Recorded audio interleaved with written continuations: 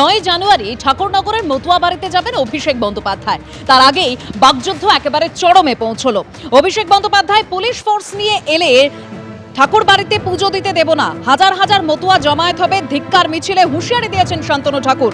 সাহস থাকলে অভিষেক বন্দ্যোপাধ্যায়কে আটকে দেখান, উনি আটকালে ভোটের পর শান্তনু ঠাকুরকে অস্ট্রেলিয়া যেতে হবে, হুঁশিয়ারি তৃণমূল কংগ্রেসের রাজ্য সহ সভাপতি জয়প্রকাশ মজুমদারের।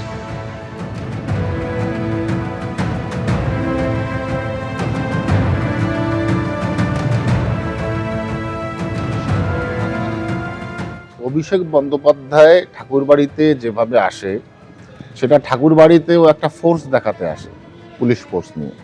এভাবে যদি ও এসে থাকে, ওকে পুজো দিতে দেব না আমরা, পরিষ্কার কথা। কোনোভাবে ওকে পুজো দিতে দেব না এইভাবে যদি ও আসে।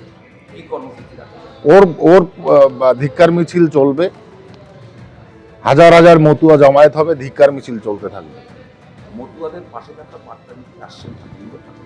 ওদের মতুয়াদের পাশে থাকার কোনো দরকার নেই। ওর পিসি আগে ক্ষমা চাক হরিগুরুচাঁদ ঠাকুরের বিকৃত নামকরণের জন্য, আগে ক্ষমা চাক, তারপরে পুজো দিতে আসবে। আর এদের বিরুদ্ধেই তো হরিচাঁদ ঠাকুর লড়েছে।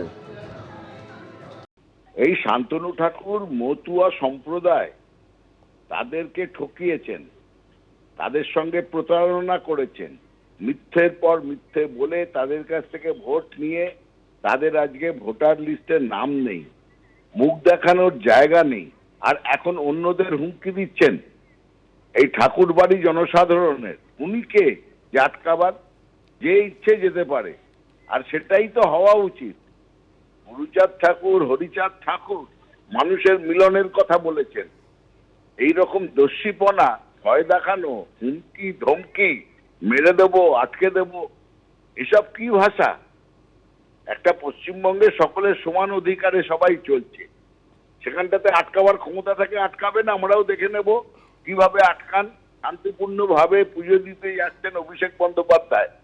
আর শান্তনু ঠাকুর বেশি ওস্কালে এই 2026-এর নির্বাচনে শোচনীয় পরাজয়ের পরে ওনাকে এই দেশ ছেড়ে পালাতে হবে। অস্ট্রেলিয়া গিয়েছিলেন, ভালো ছিলেন, আবার অস্ট্রেলিয়াতেই ফেরত যেতে হবে এই শান্তনু ঠাকুরকে।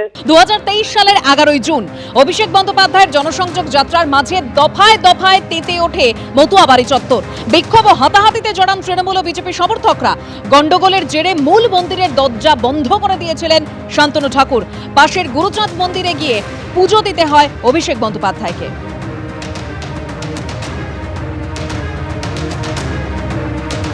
এবিপি আনন্দ, এগিয়ে থাকে, এগিয়ে রাখে।